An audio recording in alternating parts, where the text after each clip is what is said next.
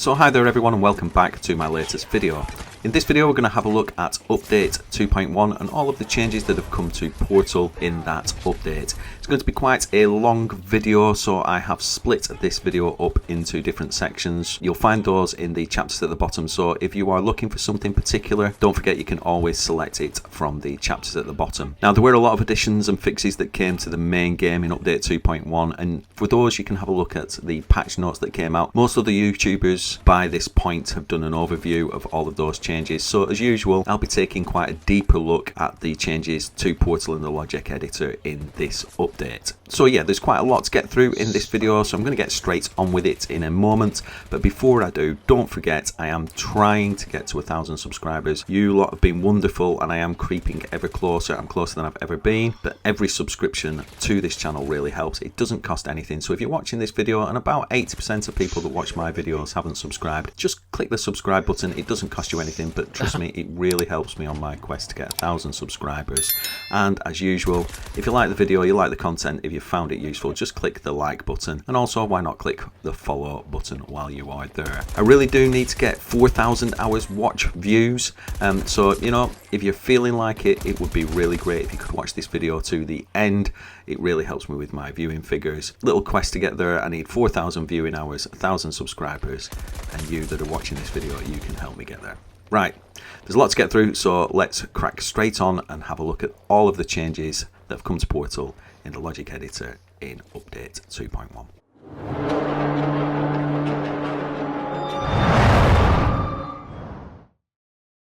So before we go and dig deeper into the changes to the logic editor and the extra blocks, I have had a few questions over the last few weeks about a couple of things which I'm just going to run through very quickly. The first thing is that a few of you may have noticed a little while back that exclamation marks started appearing on your experiences when you open the mode or when you open your host screen. This is just to give you a warning that the experience itself needs to be changed or updated or revalidated. It's quite a reasonable addition, I don't mind it too much, and it's really quite simple. Just go back into your experience in the logic editor, the web builder, change the name and resave it. You can always change it back afterwards, it just fixes it, so it just needs a quick resave in the same way as we have always had to revalidate our experiences after an update. I did also get asked if the teleport had now been fixed on custom Conquest, and I've done some checks on that, and yeah, I can tell you that from my tests at the moment that the teleport now works. I've got a little clip just showing on the screen at the moment showing that the teleport now works correctly on custom Conquest. You can see that it's taking me to the right place. Previously it didn't teleport you at all, you got an invalid teleport location, but now that's all working.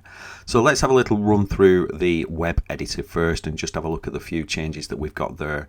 And obviously there's no changes to the modes since last time. Last time we got custom Conquest, and hopefully it's going to expand into a fantastic toolbox for us over time. But just click on map rotation. This was kind of my hope last time we got the last update. So as you can see, we've got a brand new set of small map variants that have been added to the map rotation. And looking at the screen at the moment, you'll see that I've just taken a few screenshots of these new map rotations, and you'll notice that these small map rotations have 3 objectives in them rather than the larger map rotations, and this is going to be excellent for creating some smaller game modes. Domination should be quite easy to create now. In actual fact, custom Conquest on these small map rotations is pretty much domination anyway. Be good to see a lot more of these. There are a lot of great places on these maps to place objectives to make smaller game modes, and there's also some great locations on other maps, and hopefully we'll see those come in newer updates. What do you think? Do you like these new small map variants? Are you looking forward to seeing more variants as well as additional maps, obviously in later updates? Right, moving on, we'll have a little look at the other options in the web builder. So going over to the user interface, we can now see that we've got an additional option to switch the crosshair on and off. Quite useful if you want to make a slightly more hardcore game, I guess, and just have everybody aiming down sights without the crosshair enabled. Or if you want to make some nice screenshots without necessarily disabling the entire HUD. And this is a really good little addition, a little tweak. Keep adding these, this is really good. And then if we move over to the AI, we've also got the option to allow mixed squads or not. So this means basically you can have AI mixing in with player squads or not. If you turn it on, you are going to get the full number of AI players available. Unfortunately, if you switch it off, you will get fewer AI players. What does it say here? Controls whether AI players are allowed in the same squad as players. This modifier affects the PvP AI count, as it will remove AI soldiers that would be in the same squad as players. So clearly, if you have that off, you will have less available players in PvP AI just there.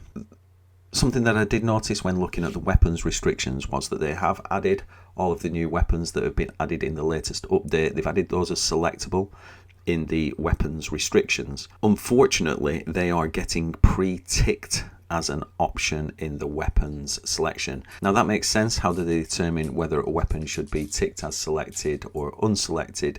The issue with that is if in your older experiences you wanted all of the weapons deselected, or you selected only a single weapon as a available choice, you might find that you need to go back into those experiences and uncheck the weapons, the newer ones, because they will be ticked as selected and available. And yeah, that might cause a problem with some of your older experiences. Go double check if you need to.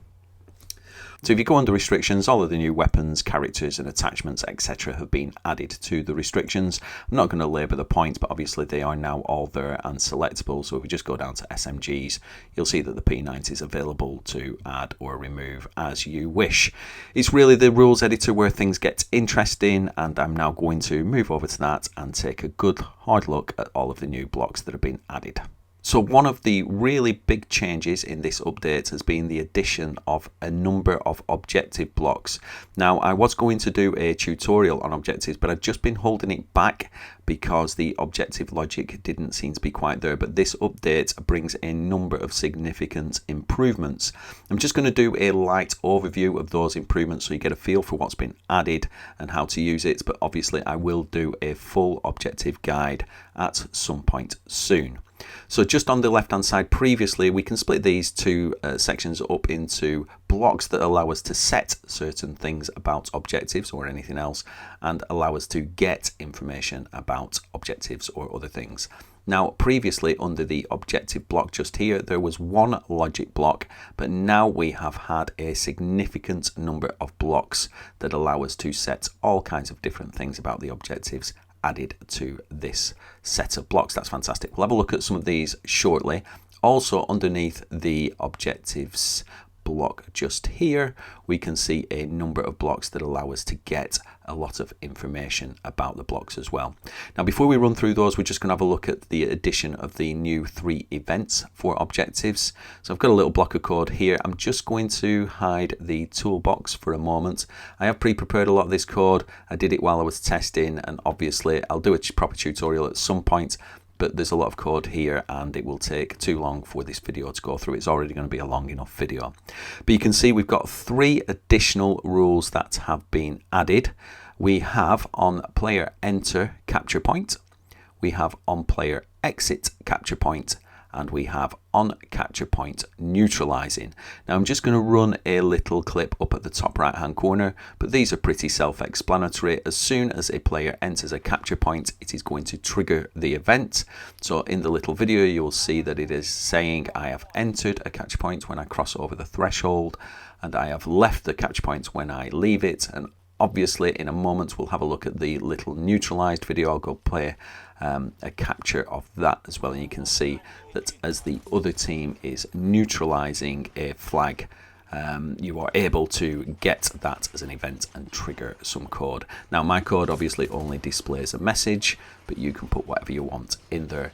So I should just point out that in order to make this work, so in order to get the name of the objective appearing in the message box, I have had to put in some additional logic. It's not possible to directly get the name of an objective. I will cover all of that when I do my actual tutorial and guide, but yeah, you can't get the name of the objective directly. You have to do a little bit of a workaround, coming soon in my objective tutorial. So next we have some blocks that are related to the objective capture time. I actually requested these a little while ago on the Portal Discord because everybody knows that some modes require faster capture times and some modes require them to be a little bit slower. So having a bit of control of the capture speed is really useful if you want to create some interesting modes. And the first one that we've got added is this Enable Ticket Bleed Acceleration. This is quite simple to use. You can set it to either true or false. Interestingly, you won't find this under the objective set of blocks just here. You're going to find it under the gameplay. You just scroll down a little bit, you'll find it there under game mode, Enable Ticket Bleed Acceleration. So now Ticket Bleed Acceleration is that scenario where a team has captured all of the objectives, and as you know, in a standard game mode, if you capture all of the objectives, after about 60 seconds, the ticket bleed will accelerate and one side loses tickets. The losing side will lose tickets significantly faster than normal. And I'm going to just show you that now. So up at the top right hand corner of the screen, you'll see, let's just move this down a little bit so you can see the code as well. You'll see that we have ticket bleed, standard enable ticket bleed acceleration on.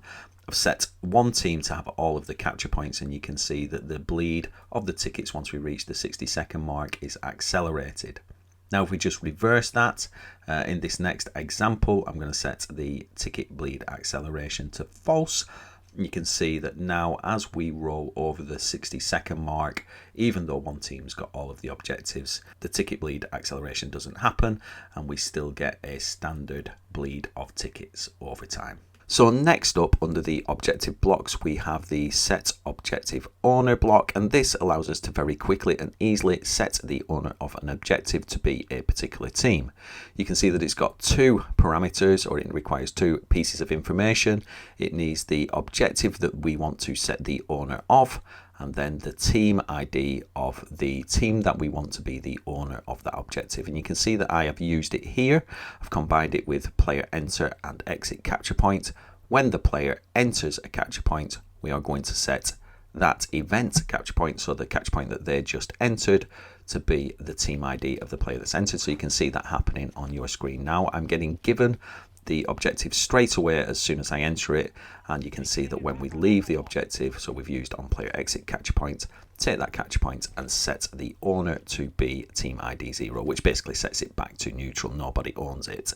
Now this way we can set the capture point to be immediately captured. We can bypass the capture time, and we just need to give the capture point and assign ownership to a particular team. Now you saw me use this in my earlier example, so I did a little block. Let me just see if I can go on the hunt and find it just up here. So in my earlier block when we were looking at ticket bleed acceleration, right at the start of the game I set the owner of all the capture points to be team ID 1. So let's say you want to start a game mode where one team owns all of the objectives, and as soon as they lose an objective they can't take it back.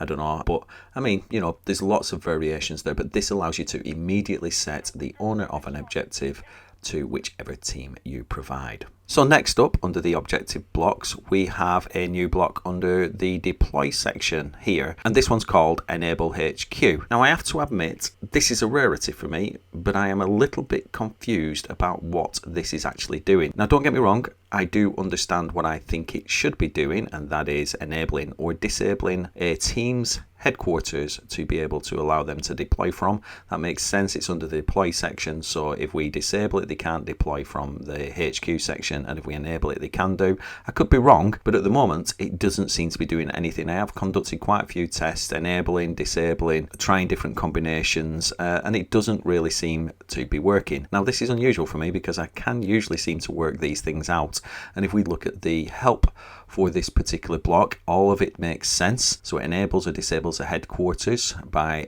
specified by the provided team ID and number, and then the index begins counting at 0. So we can safely assume, I would guess, that if there are multiple HQs, let's say there are 2, that the first one will be at 0 and the second one will be at 1. We provide it with a team ID, so we've got here we've got team ID 1, and then we are going to provide it with the headquarters index, which would be either 0 for the first one or 1 for the second one, and then we set the Boolean value to true or false, and I'm going to say true, I guess, enables it, and false disables it. Now I'm not going to labour on a little point. I am interested, have any of you managed to get this block working and doing what it says it does. There are a couple of things that I haven't tested. I haven't tested it out with multiple HQs at the moment, so maybe you can't disable a HQ if there is only one. I'm not entirely sure what the restrictions are, but feel free to let me know in the comments if you've got EnableHQ working. Seems like a reasonably simple block to work. I just haven't got there just yet. So now finally we're down to the last 3 new additional blocks that have been added in this update for the objectives, and this time we are looking at the amount of time that it takes to capture a flag. Now I have to say I am really pleased that these were added. This was a requested addition to the logic editor. Now it's fair to say that sometimes you want a capture to take a little bit longer or a little bit shorter, as we've said before, and these new blocks allow you to have some fine control over that amount of time. You can play around with these figures as you need and tinker around and see what works for you. Let's say you want a longer battle over a single objective, you can do that. Set the capture time to take a little bit longer. If you want cap to be super short but not instant, you can do that as well. So the blocks that we are talking about at the minute, you can see most of them on the screen there, but if we have a look under the objective block, we have the capture point capturing time, we have the capture point neutralization time, and we also have another one which is set neutralization time multiplier. So I've just shifted the screen down a little bit so I can show you the example at the top right hand corner, and you can see in this first instance we've initialized all of the objectives A, B and C to have a capture time of 5 seconds, and if you have a look at the screen now, you can see that the cap for each objective happens really quickly. 5 seconds is a very short space of time, and they will run down very quickly. So we can also make the speed of capture slower, so we'll change these times to be 60 seconds instead, and we will show you a little video of that happening at the top right hand corner, and you can see it is painfully slow to capture an objective. That might be what your mode needs, but finding the right balance for your particular mode and the amount of time it takes to capture or neutralize a flag is a choice that you now have. So now you have full control over speeding up, slowing down, neutralization times, capture times, whether you want to set it to instant or not. This is really very beneficial and will make a big change, I think, to the way that we can make some game modes play out. We also have this other block, which is the multiplier. Now the new block in the update is actually set neutralization or capture point neutralization time. So we'll just show you that one again. It's just there. I'm going to use the set capture multiplier to show you an example. You'll see the video at the top right hand corner now. I'm going to use this as an example because it's difficult to show you the neutralization time. So if we have a neutralization time that is 60 seconds and we want to slow that down, making the capture time take a little longer, we can do that. We can multiply that up using the neutralization multiplier or the capture multiplier. All we've got to do is supply the block with a capture point that we want to multiply up, and then the multiplier, and you'll see that in action on the screen now, hopefully. So again, if we wanted to set it, the only difference between the neutralization time and the capture time is, as I've said before, the stage that it's at. So that covers all of the new objective blocks, and like I say, look out for my in-depth guide to objectives that will be coming soon. We're going to move on to the final few blocks as well. I'm just going to slot this in the middle of the video, and if you're still with me, well done. Thanks for that. I know you're watching it through to the end, hopefully, and give me those watch hours. But the next 2 blocks might be useful to some people. We have an additional 2 blocks related to player inventory, and these are remove player inventory at slot and remove player inventory, and I think those make sense. We've got if we want to pick a particular slot that we want to remove everything from, we can do, and you can see here we've got when a player is deployed, if they are an AI player, I've removed all of their inventory from every slot, and you'll see the little video playing at the top right hand corner. Let's just move this down a touch so you can see what's going on. We have effectively disabled that AI player. We could do this in other ways before, but this is a nice, neat way of doing that. The only thing to bear in mind is that they will still melee you if you're using this on AI. But if you want to do something in-game which does disable a particular inventory slot for a player, you can do that. You want to remove everyone's primary weapon, you want to remove a particular player's primary weapon, and it doesn't really matter what that weapon is, you can do. And then in addition to that, I'll just scroll down a little bit, I'll show you a little video of this. You can remove particular items as well from a player if you want. So this is more of a blanket removal at the top, and underneath we've got a bit more fine control. So in this case, we're going to remove a particular item from a player's inventory. Remove player inventory from this particular player, and this is the item that I want to remove. And you can see in the video that even though the player has selected the C5 in their loadout before they spawn in, that once they spawn in, that particular item has been removed from their inventory. And I know that a lot of people have asked for this. Up until now, you did have some control over the player inventory, but that was usually through the web editor part if you wanted to remove particular items from a player, and now you have full control over that. Right, we're on to the final part now, and we're going to have a look at the new audio and world image icon sections. So here we are now with the last set of additions to Portal, and really the best part of it, if you ask me, in addition to the objectives, and that is the new asset library. We've got a brand new selection of assets which include a bunch of audio assets, sounds, world sounds, and some voiceover assets. And we also have the ability to place brand new world icons images in the world. Now honestly, I didn't see this coming, but these additions are absolutely fantastic. It's going to allow us to create some absolutely fantastic new modes. Now in the description section just underneath this video, I'm going to add a link to a brand new capture the flag mode that has been produced by a person called Matt Avatar over in the Portal Discord. This guy is doing some fantastic work in Portal, and I really do highly recommend you go over, have a look at his YouTube channel, subscribe to his YouTube channel, and give this guy a bit of support. This video is already very long, so I'm not going to go into a huge amount of detail about how this works, and I do have a video planned for the asset library coming, giving you an in-depth look at the asset library as well, and giving you some ideas about how this will work, or how you can make it work, and some ideas for modes and things like that. So we'll take a look at the icons and text first. It's worth bearing in mind you can only place 5 icons on the world screen at the moment, and there is a set of steps you need to go through to get these things working. So you can see I've put the whole selection of world icon text and image instructions just on the screen there. Now you can find these blocks if I just look on the left hand side under the user interface section and in the game mode. So these are all of the blocks that we're going to look at now on the screen. So just going back to them now, just get rid of the toolbox so we can see a little bit more.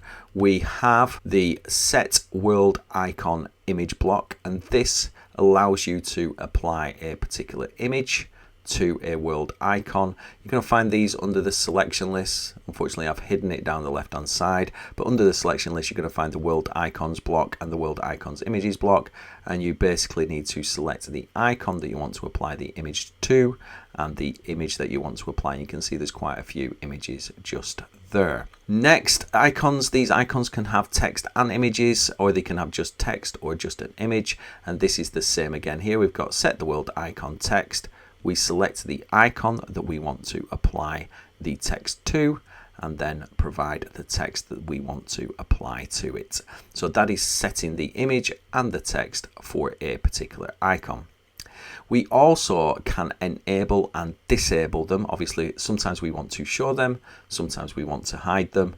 So we can have the image ready, and when we are ready to show that icon on the screen, we just enable it. So we've got enable world icon image, we've got enable world icon text.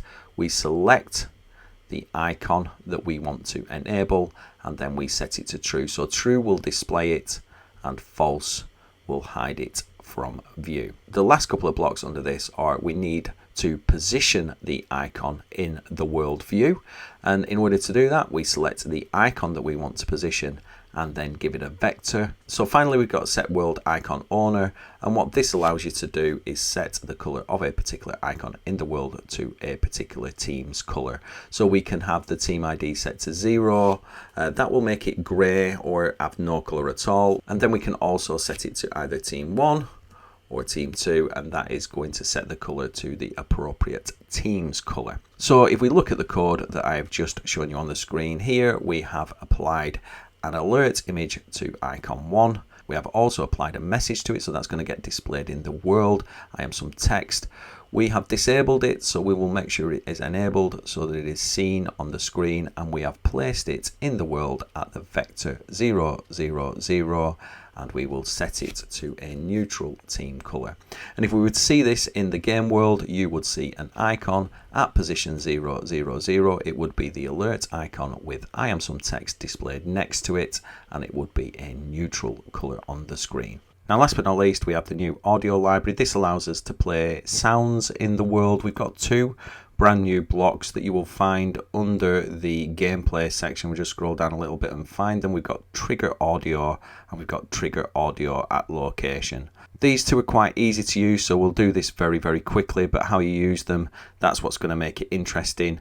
So we'll just start off with the trigger audio block. This particular block is so that we can play a sound for a team, and it takes a sound which we can select from a selection list, and it takes a team ID that it's going to play to. You'll notice in the selection list that we have 3 lists of sounds. These 2 will go into the trigger audio section, and this one will go into the trigger audio at location section. You'll see if I try and drop that in there, it won't work because this is a locational sound. And we'll grab these 2, and one of these, either one, you can drop either one into the trigger audio block. We'll drop in a sound block. You can see we have this range of sounds that we can trigger, and all it requires is a team ID. So we'll get that from event payloads. Let's get that. Get team ID player. Get team ID for the event player, and we'll drop that in there. So this, in this case, when the player deploys, it's going to trigger the audio for that player's team, which is a new objective sound, and everybody in the game will hear that. You can see that there's a selection of sounds there. If we can play other sounds, we can drop in the voiceovers as well. So when the player is deployed, let's play losing, and you'll get a voiceover that's for that. Obviously underneath this is slightly different. This is trigger audio location. For that one you need the locational sounds, and you can see there are 3 locational sounds at the moment. You never know, there may well be more added, but we have alarm 1, alarm 2 and ping, and then we just need to put in there a vector where we want that to be played at. I will just put a simple vector in there to show you an example. So we'll just get create vector just there, and we'll add the values.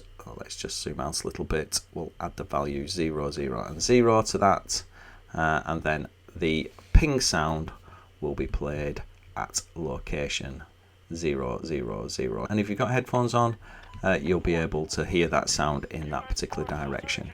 Now for this one, I've just added my video that I did as the trailer just at the top right hand corner, so you can see all of those working together, and you get an idea of what's going on.